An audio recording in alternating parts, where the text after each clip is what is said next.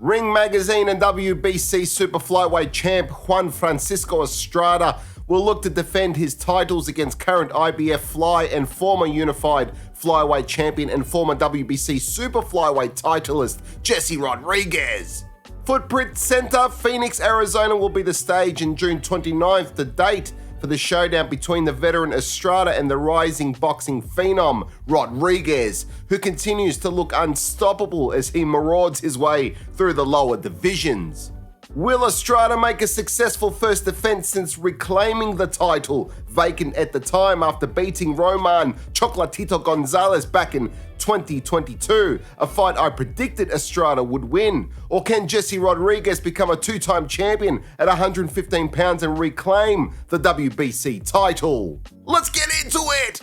The land of the lower weight divisions is currently dominated by Japanese fighters, further building on top of a rich boxing tradition in the lighter weight classes that has seen many Japanese champions over the years. Champions like Fighting Harada and Kunyaki Shibata and so many more. From 122 pounds down, there are maybe 9 or 10 fully fledged champions representing Japan, but there is plenty of talent making waves from other parts of the world also, and Jesse Bam Rodriguez is one of them. After unifying IBF and WBO flyweight titles in a 9-round drubbing and ultimate stoppage of former undefeated champion at the time and the very brave Sonny Edwards. Edwards, before the fight, was considered to be in the same league as Rodriguez, but it was clear early on in their bout that Jesse was just too much. Too much power, too much aggression, and too much pressure. That bout went down in Arizona, and now Jesse Rodriguez will return to the Grand Canyon State in an attempt to deliver an equally dominant performance that will separate him and Estrada by canyon-like and cosmic proportions. Unlike Jesse's older brother, former champ Joshua Franco, who walked away from boxing young and after 23 bouts due to mental health issues, and we hope he's doing well. In contrast, Jesse's trajectory seems locked in for longevity. Jesse has also achieved champion status, which includes multiple title defenses at flyweight and unifying titles in the same division. Something that sadly Joshua was unable to do at super lightweight against current WBA 115-pound champion Kazuto Ioka. If Jesse is successful on the 29th against Estrada, and if Kazuto Ioka gets through his challenge against Argentinian and current IBF Super Flyweight champion Fernando Martinez, and thus unifying the IBF and WBA, then potentially we could see a unification bout between Ioka and Rodriguez, affording Rodriguez the opportunity to not only unify in a second division, but to also, on a personal level, exact revenge on the 4-division champion in his brother's name. This is provided Ioka doesn't retire or has another mandatory thrown his way beforehand. Jesse's upcoming opponent, Estrada, may be 10 years his senior, but he's got a lot of rounds in the bank, and a lot of those rounds have been against aggressive fighters, just like Jesse Rodriguez. Juan Estrada will be the cock of the walk in the 115-pound division if he can stave off Father Time and overcome a long layoff that is now approaching over a year and a half to successfully defend his WBC and Ring Magazine titles. In his last fight, we saw Estrada put the final stamp on a trilogy with Nicaraguan legend and 4-division champion Roman Chocolatito Gonzalez. A trilogy that stretches all the way back to 2012 when they met for the first time at light flyweight. Estrada lost that one by unanimous decision, but he would get his revenge when he faced Chocolatito again in 2021 and 2022. By then, although both fighters were veterans by this stage, Chocolatito was battle-worn with over 50 professional fights and in his 4th division. Despite this, however, he was on a 4-fight winning streak since getting stopped in brutal fashion by then WBC Super Fly champion, the durable and hard-hitting rough and tumble Sorungvasai in their second encounter. Chocolatito was looking good again, young and fresh before meeting Estrada for a second time, and unfortunately for the Nicaraguan, he would lose by split decision.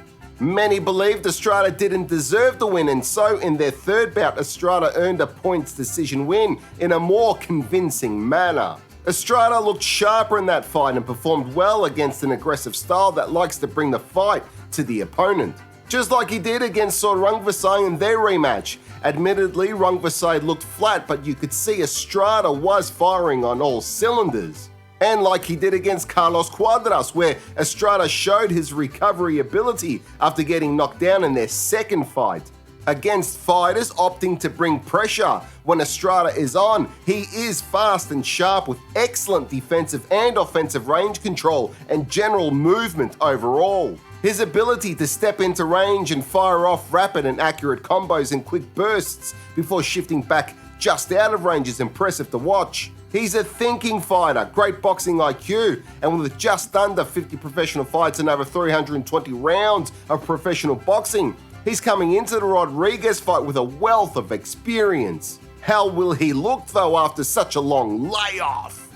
If I'm wrong, I'm happy to go bobbing for 8 balls in a hot tub just used by Hunter Biden, but it can go two ways for Estrada. He can step into the ring after a lengthy layoff and look as fresh as a daisy and even youthful and full of energy, or he can step in against Bam and Father Time taps him on the shoulder to let him know it's his time, despite having a great training camp. Either way, it won't make a difference because Jesse Rodriguez is more than just a relentless pressure guy who is more than a decade younger than Estrada. He's not just big on power. Bam is also a thinker, a strategist who sets traps. He uses footwork and angles to suffocate you, and then with lightning speed, reflexes and pinpoint accuracy, he breaks you down. Bam has been the more active fighter. Bam has defeated all of his opponents in 19 professional bouts in dominant fashion, more or less, even with a broken jaw, and I think we'll see this dominance again.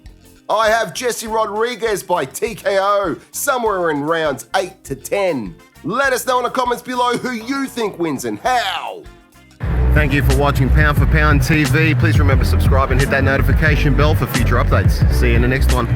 Check out our Patreon page to become a Patreon family member where you'll receive some cool perks.